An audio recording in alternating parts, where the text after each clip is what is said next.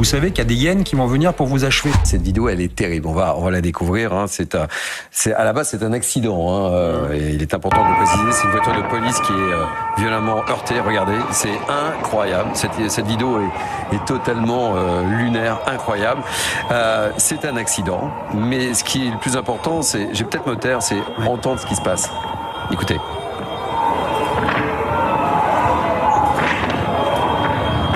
En fait, je commente, on entend des klaxons, des jeunes qui applaudissent, etc. Et ce qu'on voit pas, c'est également ce qu'ont subi vos collègues.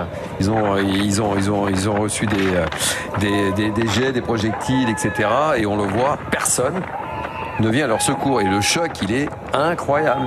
C'est ça la réalité. Ça, on devrait le montrer. Tous les médias devraient montrer cette vidéo.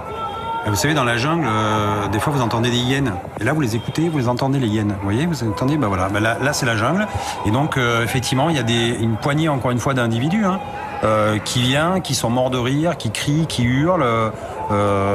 Et donc, en fait, ils se comportent pas en tant qu'humains. Vous voyez, c'est vraiment des animaux. Voilà. C'est tout ce que j'ai à dire pour l'instant parce que ça, c'est le quotidien des flics.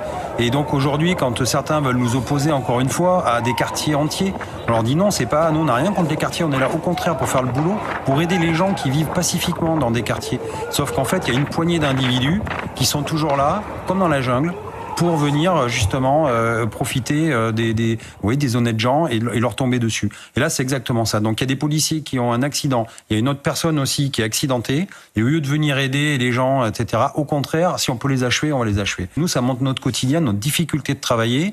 Et au contraire, moi, je tire chapeau à tous mes collègues qui, tous les jours, remettent le bleu de chauffe, reviennent justement parce qu'il y a des citoyens qui ont besoin d'eux.